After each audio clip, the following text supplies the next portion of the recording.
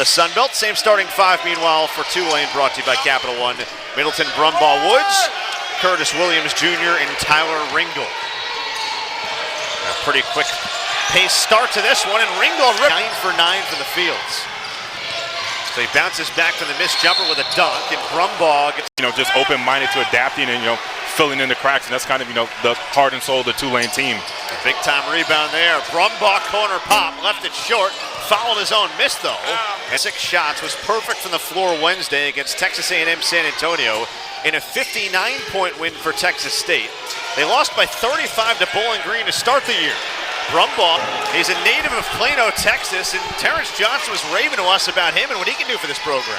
Yeah, I mean, every bucket that, Texas State has been getting right now has been all transition buckets, and, everybody's playing together, feeding off the defense. It's big. East High School, and the true freshman is a couple of buckets early. Yeah, Hall is feeling comfortable. He's not sped up, not forcing anything. He's just feeling comfortable, and you can tell by that shot. Ringgold's right to the bucket. This is impressive. A couple of days ago, and Percy Daniels, just another big body in the paint that really brings the energy, brings the toughness, and he's going to be in there. He's going to bang with the big guys, just like that right now. Unable to grab that. Terrence Johnson at Texas State. They did beat them in the Sun Belt tournament both times. So those two very well acquainted with one another and a lot of mutual respect. A jumper in the lane here for Gums, skips it. Bolden. Outside it goes. Right back to Bolden. He'll uncork a 3. Well off the mark and not really. Texas State has been having just infinite amount of energy right now.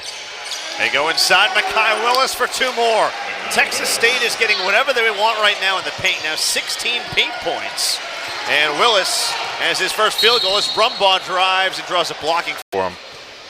Brumbaugh, a quiet opener scoring-wise by his standards after averaging more than 17 points per game in conference play a year ago. He was 7th in the league in scoring overall at 15.5, but he did a lot of other things. We talked about his improved defense, tied a career high with 5 steals. He had 2 blocks. A guy who's been asked to be more of a vocal leader at campaign. So it is rare they lose a game early in November like this. And they're trying to dig out of a big hole right now down 19. Moore to the basket for 2. A year ago, he was one of the best free throw shooters in America, 82% nearly. He only took 2 free throws on Monday against Samford. Last year, he averaged about 5 free throw attempts a game. So typically when Tulane's at their best, he's attacking downhill. He makes both there. Green Wave of 4-4 at the line, and they're within 15, and now a little bit of token pressure full court. Yes.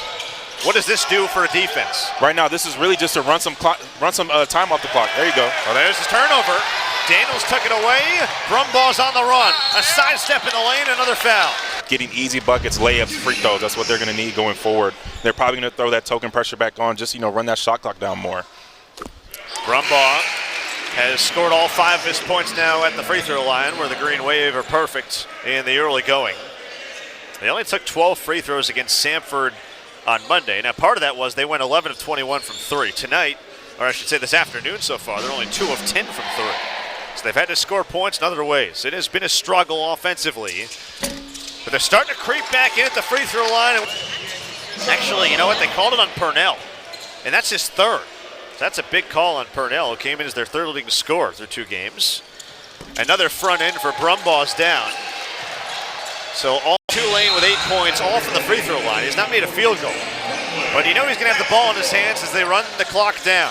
Shot clock turned off, inside 10 to go in the first half. Brumbaugh downhill to the lane. His floater is short. Ball knocked. Boxing out so far for Tulane. Purnell around the horn for Gums. Those 2 along with Rowan. Working inside. Knox is out there as well. It goes back out to Purnell, who drops in a 3. They're shooting 50+% from the field or from the 3. I mean, that's a tough way to lose that game, shooting like that. Moore, drive and kick. Brumbaugh for 3.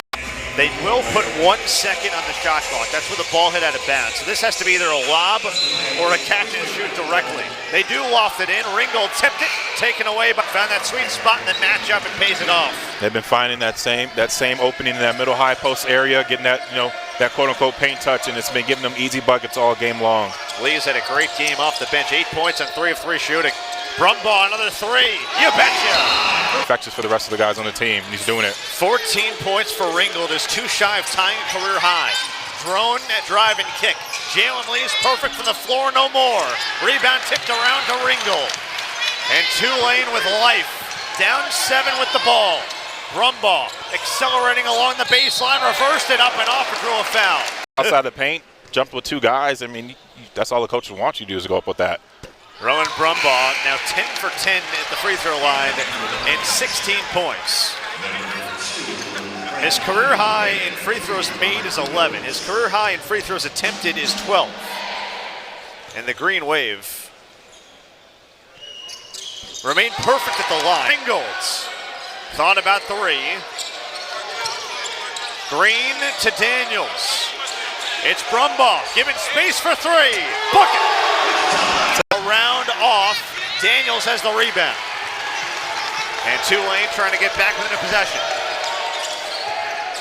Brumbaugh's got a game high 20. Gets 1 of 2. He has a new career high. Well, he extends his career high. He's got 14 points after totaling 13 in his first 2 games. 64-61 Texas State.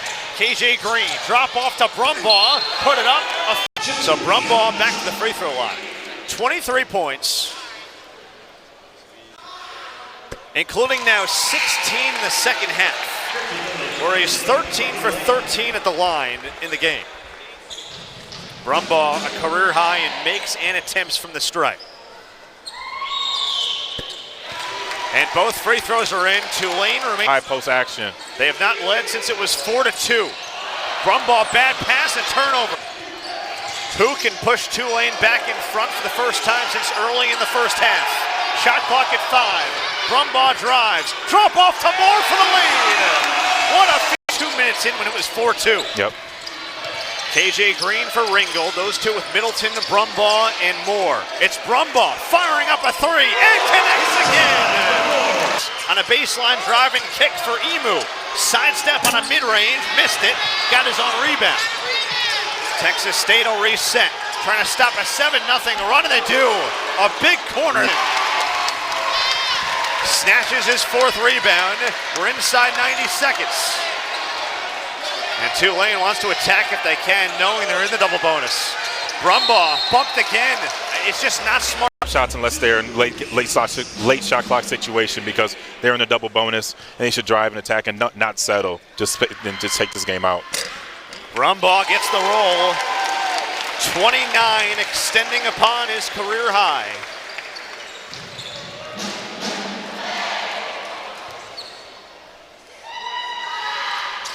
He is now 16. Down to the end of the shot clock and try to go get a layup or a foul. Brumbaugh with 30, out to Ringgold. Shot clock at 5 at 4. Brumbaugh with 3 with 2. Hoists a 3 and he's fouled. 30 points. Make it 31. It is the most of his career now by a half dozen. Previous high had been 25 last year against Rice. He has 11 career 20-point games. He makes that second free throw.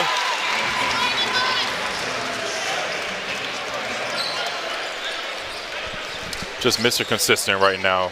You know, doing everything he's needed, stepping up, playing that team leader role that he's been put into. He has been absolutely sensational. And he gets all 3.